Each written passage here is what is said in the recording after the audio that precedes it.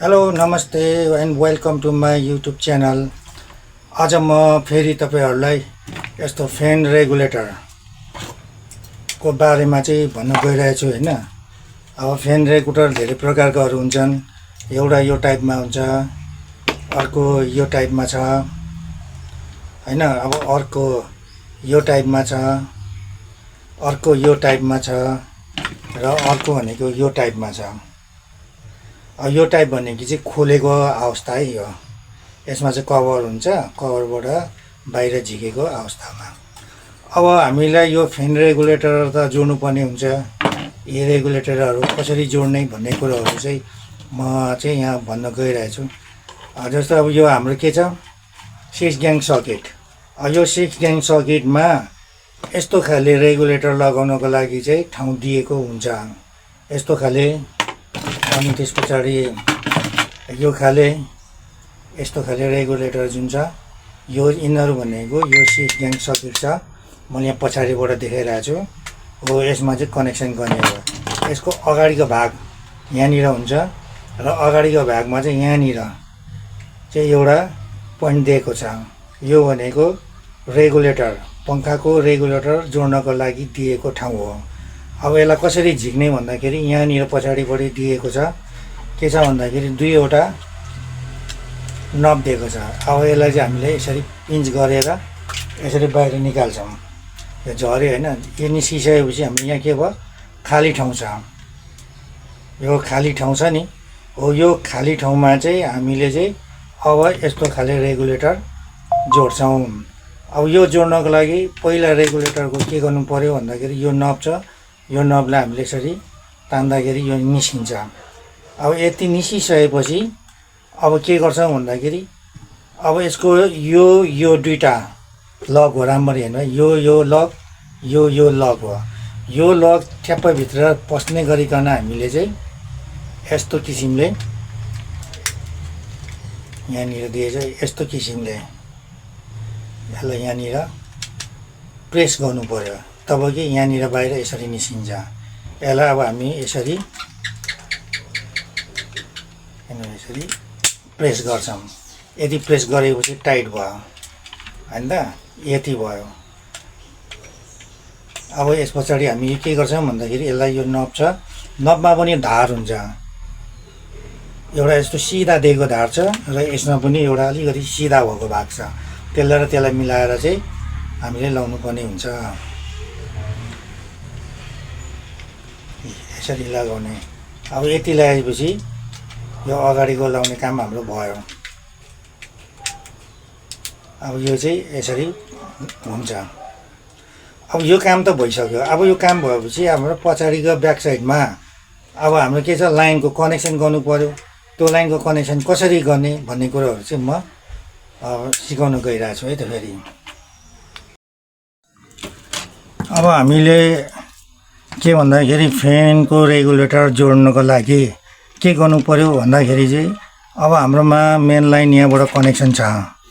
Main line के छ, face र न्युट्रल, यो हाम्रो कनेक्सन भइहाल्यो। यो हाम्रो चाहिँ के हो भन्दाखेरि चाहिँ यो चाहिँ हाम्रो त अब म चाहिँ तपाईँहरूलाई यो 6 ग्याङ सकेटमा चाहिँ फ्यान रेगुलेटरको चाहिँ कनेक्सनहरू चाहिँ म देखाउन गइरहेको छु होइन।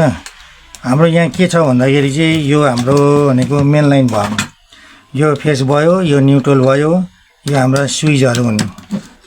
1 2 3 4 5 6वटा स्विच छ। 6वटा स्विचमा एउटा स्विच पावर सकेटको भयो। स्विचबाट चाहिँ एउटा जम्पर लाइन ल्याएर हामीले यहाँ जोडेका छौँ एल भन्नेमा होइन। यो हाम्रो के भयो, पावर सकेटको स्विच भयो। यो अर्थिङको लाइन भयो। अब यहाँनिर के छ भन्दाखेरि चाहिँ हामीले चाहिँ अघि हामीले यो के गर्यौँ, यो त कनेक्सन गऱ्यौँ। अब यो यसमा दुईवटा तार निस्केको हुन्छ। यो दुईवटा तारलाई कसरी कहाँ जोड्ने भन्ने कुरोहरू चाहिँ अब म देखाउन गइरहेको छु।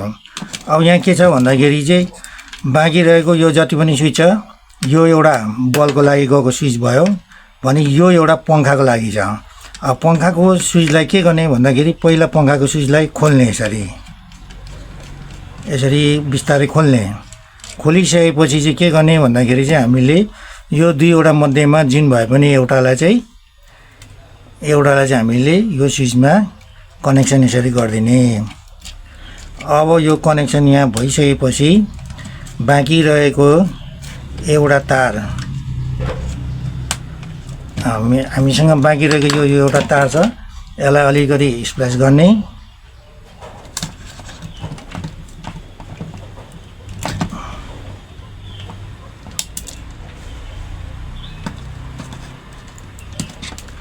यति स्प्ल्यास गरेपछि अब जुन अघि हामीले यहाँबाट झिकेको तार छ नि, यो तारलाई चाहिँ यहाँनिर चाहिँ यसरी कनेक्सन गरिदिने। यति कनेक्सन गरेर यहाँनिर टेपिङ गरिदिएपछि हाम्रो फ्यानको काम भयो।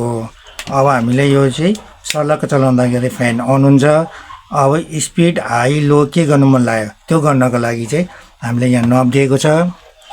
यो नब अघि लगाएको छौँ। यो नबलाई बिस्तारै 1 2 4 1 2 3 4 5 6 सम्म छ, यसलाई चाहिँ बिस्तारै घुमाउने। घुमाइसकेपछि हाम्रो फ्यानको स्पिड हाई लो हुन्छ हैन। हामीले यति गर्न सक्यौँ भने के भयो भन्दाखेरि फ्यानको तार पनि जोड्न सक्यौँ, फ्यानको रेगुलेटर। फेरि म एकचोटि रिपिट गरेर भनिदिन्छु है त। हाम्रो यो न्युट्रल लाइन भइहाल्यो, यो फेस लाइन भयो। जहिले पनि के हुन्छ भन्दा रेगुलेटरहरू स्विचहरू जोड्नु पर्दाखेरि चाहिँ हाम्रो फेस लाइनबाट चाहिँ जोड्ने गरिन्छ। हाम्रो यहाँनिर फेस लाइन छ। फेस लाइनमा चाहिँ यो एउटा स्विच हाम्रो के भन्छ यो होल्डरको लागि गयो। अब यहाँनिर यो स्विचमा यो यहाँनिर थियो। अब यो यहाँनिर हुँदाखेरि चाहिँ के थियो भन्दाखेरि चाहिँ स्विच अन गरेपछि डाइरेक्ट स्पिड घुम्ने पङ्खा हैन। अब डाइरेक्ट स्पिड घुमिसकेपछि त्यसलाई कन्ट्रोल गर्नको लागि हामीले यहाँ एउटा रेगुलेटर लगायौँ। अब यो रेगुलेटर जोड्नको लागि चाहिँ के भयो भन्दाखेरि एकदम स्पष्टसँग भन्दैछु बुझ्नु है त। अब रेगुलेटरबाट हाम्रो दुईवटा तार निस्केको हुन्छ, दुईवटा तार दिएको हुन्छ। अब पङ्खामा गएको यो ब्लू कलरको तार यसलाई हामीले झिकेर रेगुलेटरबाट दिएको दुईवटा मध्ये कुनै एउटा तारलाई चाहिँ फर्स्टमा स्विचमा जोडिदिने। स्विचमा जोडिसकेपछि यसलाई कसिदिने। यसलाई कसिसकेपछि चाहिँ के हुन्छ भन्दाखेरि बाँकी रहेको एउटा तार र अघि झिकेको एउटा तार, यो एक एकवटा तारलाई चाहिँ हामीले चाहिँ यहाँनिर ट्विस्ट गरेर कसिदिने। अनि त्यस पछाडि यसलाई टेपिङ गरिदिने। यति गर्नुभयो भने फ्यान रेगुलेटर पनि हामी जोड्न सक्यौँ। अब यस्तै गरेर अब यस्तोमा चाहिँ कसरी जोड्ने भन्दा अब यो केसमा पनि के छ भन्दाखेरि चाहिँ अब हामीले दुईवटा तारलाई चाहिँ भनेको दुईवटा तारलाई यसरी जोड्नु पर्यो। पहिला यहाँनिर यसलाई यसरी जोड्ने। यो चाहिँ बोर्डदेखि बाहिर भित्तामा हुन्छ, यसलाई यहाँ जोडिदिने। अर्को यहाँनिर दिएको छ स्क्रू, यहाँ जोडिदिने।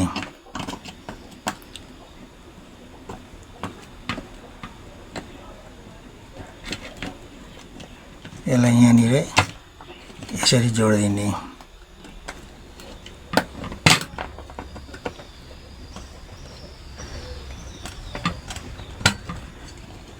अब यहाँ पनि के आउँछ भन्दाखेरि अनि त्यस पछाडि चाहिँ हाम्रो यहाँनिर वासर दिएछ।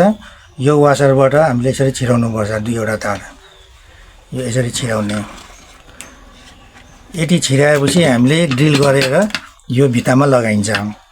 अब यो भित्तामा लगाइन्छ। अब यसको कभर यस्तो हुन्छ, यसरी बस्छ। यहाँनिर चाहिँ एउटा नब हुन्छ। अब हामीले बुझ्नुपर्ने कुरा के छ भन्दाखेरि चाहिँ अब यहाँ पनि दुईवटै तार आयो नि हैन। अघि पनि यहाँनिर के थियो, दुईवटै तार थियो। अब यसलाई फेरि म यसरी प्रष्टसँग भन्छु।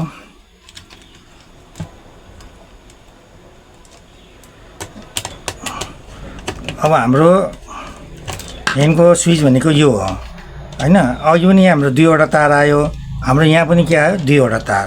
कुरा एउटै हो, नअल्मलिनु होला है त। अब यसमा नि के गर्ने भन्दाखेरि चाहिँ अब हामीले यो स्विचबाटको यो तारलाई झिकिदिने। यो झिकिएर यसमध्येमा दुई मध्येमा एउटालाई के गर्ने भन्दाखेरि चाहिँ स्विचमा जोडिदिने।